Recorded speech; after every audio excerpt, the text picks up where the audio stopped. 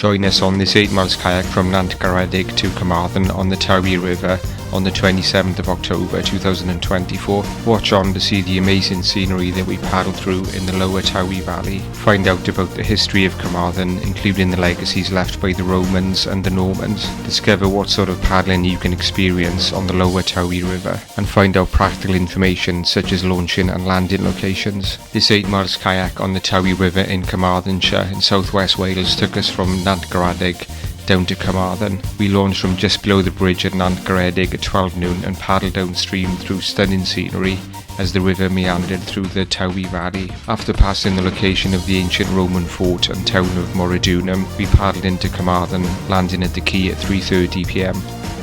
We're just below the bridge at Nantgaredig. We parked up in the big lay-by on the west side of the bridge, and we're going to launch onto the river here. Archie's looking super pumped for the paddle. We've inflated our kayak and we're ready for the off. That's the bridge at Nantgaredig.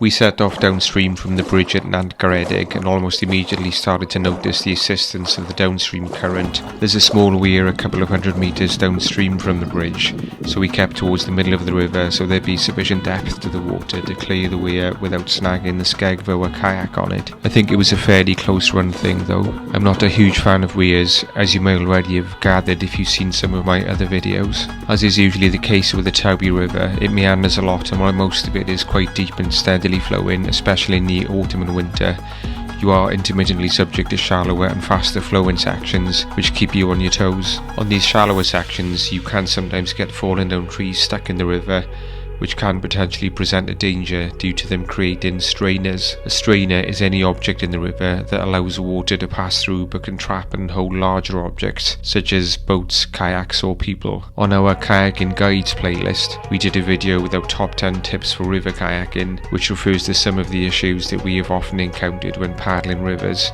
such as strainers and other obstacles and dangers. On this trip, Archie and I were using a Sandbanks Style Optimal tandem inflatable kayak. This is a full drop stitch inflatable kayak which inflates to 12 psi with the result that the hull and decks are very firm and rugged. We generally use inflatable kayaks because of the amazing portability that they offer. The Sandbanks Style Optimal also comes in a smaller solo only version. We have found it to be very stable and have used it on a number of trips on rivers, canals, estuaries, the sea and even lakes. We've done a full review of the Sandbanks Style Optimal on our product reviews playlist, which is linked below. The Towy is one of the nicest valleys in Wales in my opinion, being broad but flanked with wooded hills. We have found that it's quite rare to actually see anybody when paddling the river, other than the odd angler during the fishing season. We were now over a quarter of a way along the 8 miles route, and we were already discussing when we were going to stop for lunch. I guess kayaking must be hungry work. There's an island in the middle of the river ahead of us with fast flowing water either side. The left hand side looks relatively safer. Regarding logistics, we had left the car parked up in a quite long lay-by which is just on the west side of the bridge at Nantgaredig. If there's no room in the lay-by, then you could drop stuff off by the bridge and then go and park up in Nantgaredig village, which is just a few hundred metres up the road. Across the road from the lay-by, there is a gate to a public footpath which drops down by the side of the river just below the bridge, and you can launch from there. On the day that we launched, some cows from the farm must have been going down to the river at that spot and made the slope down to the river a little muddy, but there was no problem launching there. We had left another vehicle at the end of the route in Carmarthen parked up at the quay, which is the road which runs alongside the west bank of the river. On Sundays there's no limit to the parking on the quay, but on other days of the week you're limited to 4 hours parking there. We landed in Carmarthen at some steps down from the quay onto the river. The alternative landing location is the pontoon and slipway a bit further downstream at Carmarthen Quay Centre. If landing there, then consider making a donation to Carmarthen Boat Club to assist them with the cost of maintaining the slipway and the pontoon. The River Towy, in Welsh called the Afon Towy, is one of the longest rivers flowing entirely within Wales. Its total length is 120 kilometres or 75 miles. It flows from its source in the Cambrian Mountains through the towns of Llandovery, Llandeilo and Carmarthen, and then down to the estuary where it's flanked by the villages of Ferryside and Llanstefan. The upper reaches of the river are popular with whitewater kayakers. We only generally do flatwater cruising, so have paddled the lower reaches from Llandovery down to the mouth at Carmarthen Bay. That spans almost 50 miles of the river, so offers lots of day trip options for paddlers. The Towy is tidal for about 10 miles from the mouth of the estuary up as far as a mile or so above Carmarthen. We had a lunch and beer stop just over halfway along the 8 miles route on a small beach on the side of the river. It was nice to stretch our legs after being sat in the kayak for quite a while. It's surprising how much you can stiffen up, especially when you get to my age. We set off again downstream, avoiding a large tree which had fallen into the river. Getting tangled up in its branches would not have been good, and we'd have probably ended up in the icy waters of the Towy. The autumn sun was low in the sky, making it difficult at times to properly see what was coming up ahead of us. We took evasive action around another fallen tree. You always have to keep your eyes peeled for them when river kayaking, especially when the water is flowing quite fast. We could feel the temperature slowly dropping as the afternoon wore on, but the effort of paddling combined with having multiple layers of clothing on kept us reasonably warm. On the right hand side you can see the Towy River, where it flows into the Towy about 2 miles upstream of Carmarthen. We decided to turn off into the Towy River to see how far we could paddle up there against the current. Because of the current, this is as far as we can get up the Towy River, so we're going to turn around and rejoin the Towy. We thought we'd paddle around this oxbow lake, but unfortunately it's shallower than we thought and we've got stuck on a sandbank.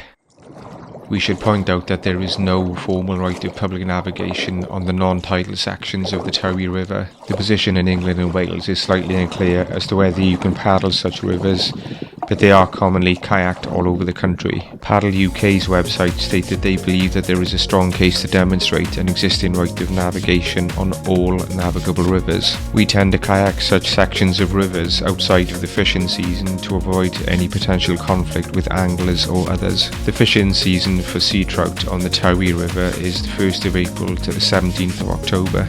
We did not have any issues paddling any of the sections of the Towy, although we did most of the paddles on it outside of the fishing season. Even on those trips that we did in the fishing season, we saw very few anglers, and it seems that the stock of fish in this once renowned fishing river have sadly declined significantly. As with any river, you should check the river levels at the gauging stations on the Towy before you plan a paddle on it, to make sure that the water levels are safely within the usual range. You can check these on the River Levels UK website, which is linked below. The gauging stations relevant to this route are the ones at T Castle and Capel Dewi. The water levels at these two gauging stations was about 1.1 metres on the day of our paddle, well within the usual or green section of the range for these locations.